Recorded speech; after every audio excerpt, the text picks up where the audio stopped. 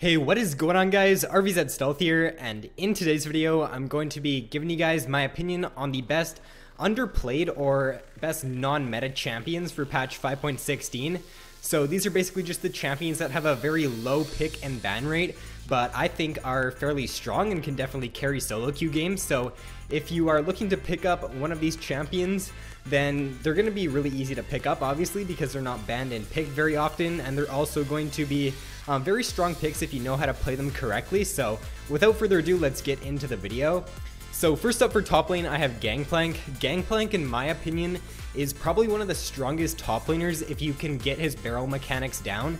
His barrels are probably one of the hardest mechanics in the game because they're so unique, and even though they can deal like a ton of damage in team fights, if you don't know how to use them correctly, then they're kind of useless. So if you haven't played Gangplank, then try to master his barrel mechanics in normal games and then head into ranked with him, because if you can get his barrel mechanics down, then he can just deal a ton of damage, especially late game. He's also got pretty good wave clear with his barrels, and he's got a lot of AoE damage with his barrels and with his ultimate.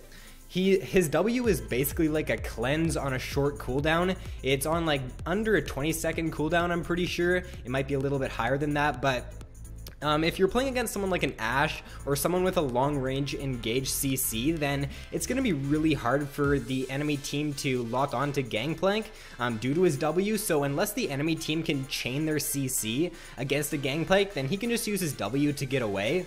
He's also got an insane global ultimate.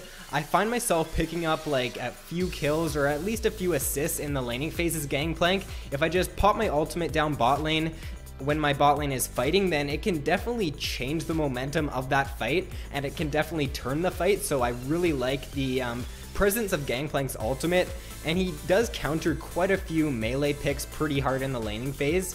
A few cons to him though is that his barrel mechanics are really hard in my opinion, and he is a pretty easy gank target in the early game because he does not have a gap closer. So Gangplank's pick percentage is only at 7%, so he's picked in 7 out of 100 games, which is actually quite low, and he's also banned in 6% of games, so he's got a fairly low pick and ban rate. Next up for jungle, I have RvzStealth. So RvzStealth is actually, I'm surprised he's not being played as much as he is right now, because he's a great pick against the AD Devourer junglers like Udyr, like Shyvana, Master Yi. He's a great pick against them because he's going to build armor, and he's just going to be able to duel them really well, and he's going to just take them completely out of a team fight. I really like RvzStealth against Master Yi because Yi is basically useless in a team fight as long as you can get your taunt off on him. So if the enemy team does have a heavy AD comp, I would definitely look into picking up RvzStealth. He's also got pretty strong ganks in the early game because of the mobility he gets from his Q, as well as the CC coming out of that, and then the taunt on his E as well. He's also got great damage for a tank because he's going to be building that armor, and with his passive, the more armor you get, the more AD damage you get. And he's pretty much free low in my opinion if the enemy team does have a full AD comp, because you can just go full armor on RvzStealth and build some health items in there too, and then you're basically going to be unkillable late game. A few cons to RvzStealth though is that he can get invaded in the early game because his early game is definitely not the strongest, and he isn't as strong against AP enemies because he's not going to be able to build the armor, and then he's not going to get the maximum damage out of his passive. And RvzStealth only has a 3% pick rate, so that's really low for a jungler, and he's also only banned in 0.2% of games. So if you're looking to pick up RvzStealth, then he's definitely going to be available because he's not picked or banned pretty much at all.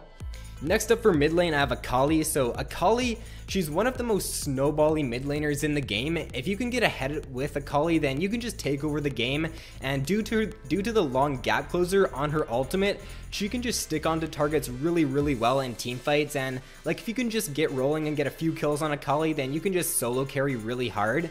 She's a great counter to Yasuo. I like to pick Akali into Yasuo because her W just enables her to pretty much never get hit by a Yasuo ultimate, unless the Yasuo does buy a pink ward, which most Yasuo players don't end up doing. Unless you're playing Akali like in the higher elos, then the enemy probably won't buy a pink ward as Yasuo, but as long as you just put down your W when he's got his tornado ready, then you can just completely negate him getting the knock up on you and then getting his ultimate off. She's also an insane roamer due to the gap closer on her ultimate, and her level 6 all-in is pretty strong as well. And like I said, she does snowball out of control if she can get a lead, and her W is great if the enemy team does not buy pink wards, because it just allows you to jump in, assassinate the enemy AD carry, and then you can put down your W, and if the enemy does not have a pink ward, then you can just sit there and escape. And if you have Zhonya's, then it just makes it really hard for the enemies to focus down Akali in teamfights. A few cons to her though is that she does get countered by pink wards, so if you are playing against Akali, then I would definitely recommend buying that.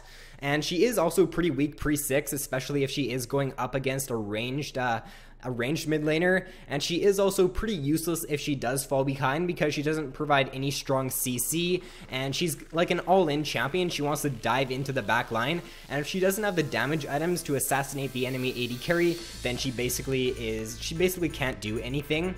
And she only has a 3% pick rate and a 1.2% ban rate right now, so you pretty much can pick Akali in every single game. Next up, for support, I have Karma. So Karma is one of the strongest early game supports in the game because the damage coming out of her mantra Q is just really strong, and if you can get that off on both the enemy support and AD carry, then it's going to chunk them down really low and just give you a lot of zoning potential in the laning phase. She's got the speed boost and the shield with her E, which is really nice as well for just engaging. She can use that to disengage, she can use that to engage team fights, and if she just needs it for the shield, then she can use that as well. So it's just a really strong all-around ability. She's also got the root on her W, which allows her to... It's not the best peel mechanic, or it's not the best peel spell in the game, but it does allow her to peel somewhat decently, and if you do get the mantra W, then I'm pretty sure it roots for like some pretty long duration, so it definitely can be pretty useful in certain situations. And like I said, she does have pretty good kill pressure in the laning phase because her damage is quite high, and she does have pretty solid CC coming out of her mantra Q as well as her W. A few cons to Karma though is that she's not like the best at anything. She doesn't have like the strongest engage. She doesn't have really strong disengage. So if you are if you are up against an enemy team who's got really strong engage, then you're probably not going to want to pick Karma. You're probably going to want to pick like Janna or someone with strong disengage. And in my opinion, that's why Karma's not picked very often. It's because she's not really like the best at anything. She's like pretty decent at everything. So she is still a pretty good pick though. And she does also have pretty weak engage unless she does use her E, her mantra E, and then like catch the opponents out that way. And she is only picked in 2.5% of games, and she's only banned in 0.05%. So finally for AD carry, I have Corki. Corki I'm surprised that he's not picked more often because Corki's one of the strongest mid-game AD carries in the game, and if you can get a lead with Corki, then you can just end up sieging down towers, and you can duel pretty much any other AD carry in the game once you do pick up the Triforce on Corki. So I'm actually surprised at his 6% pick rate. I thought it would be a lot higher than that, but he's one of the lowest percentage pick rate AD carries in the game. So he's got great poke with his ultimate and with his Q, and he's got the long range gap closer on his W, which makes him a very safe pick. He's also one of the burstiest AD carries in the game, and he's got the armor shred on his E as well, which makes him a really good pick just for dealing out a ton of damage in duels, and it also helps for shredding some of the tank's armor. And he does also have some true damage with his passive, which you don't really notice it too much, but it can definitely end up winning you trades. Like for example, if you get away with like a few HP and the enemy AD carry was like really low as well, then that passive could have won you that duel. And a few cons to Corki is that he does fall off late game. He's not like a hyper scaling AD carry like a Tristana or a Vayne. He does fall off compared to those champions, so you do have to make sure that you take advantage of his mid game power spike. And he is also pretty skill shot reliant with his Q and with his ultimate. So first up on the honorable mention for top lane, I have Trundle. Trundle is a really good pick if the enemy team has like a tanky top laner. If the enemy team's running someone like a Shen or a Gnar in the top lane, then I would recommend picking up Trundle, because come late game teamfights, if you get your ultimate off on them, you're basically going to be unkillable because of the tank stats that you already have, and then you're going to take their tank stats as well. So it just enables Trundle to soak a ton of damage in teamfights, and he also does deal out quite a bit of damage as well if you do end up building the Ravenous Hydra on him. game, so if you're looking for a niche top lane pick, then Trundle's definitely quite viable. Next up for jungle, I have Evelynn. Now, I thought Evelynn was picked a lot more, but she's only got a 9% pick rate, so if you're looking for a really strong early game jungler, then I would definitely recommend playing Evelynn. As long as you can like gank in the early game and snowball your lanes, then she can be really effective, and if you do get ahead with her, then you can end up flanking and using your ultimate on the back line, so I definitely do like Evelynn for solo queue due to her very strong early game presence. For mid lane, I have Orianna. Orianna is also sitting at like a 6% pick rate, which is quite low. I thought she would be at a little bit of a higher pick rate, but Orianna is like a really good control mage. Her ultimate in a late game team fight can basically single-handedly win you the game. So if you're looking for like a very safe mid lane pick who isn't really gonna get beat up in any matchup, then I would definitely recommend trying out Orianna for mid.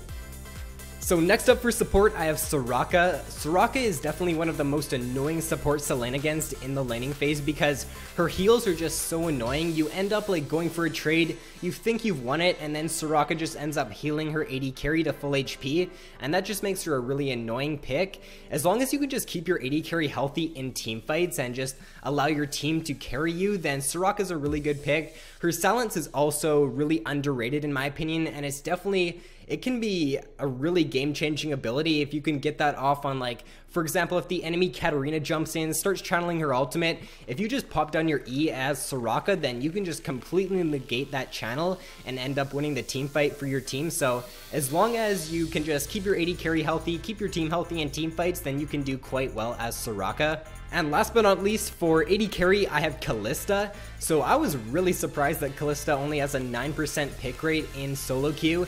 She is definitely one of the harder AD carries in the game, so I guess I can understand why her pick rate might not be as high as I would expect it to be, but if you can play a good Kalista, then you can definitely carry quite hard. Her early to mid game is one of the strongest in the game for an AD carry, and as long as you know how to use her passive, then you can do really well on Kalista. So that is all for the video, guys. If you enjoyed, then be sure to drop a like and subscribe if you haven't already. So thanks for watching, guys. Have an awesome day, and I will see you in my next video.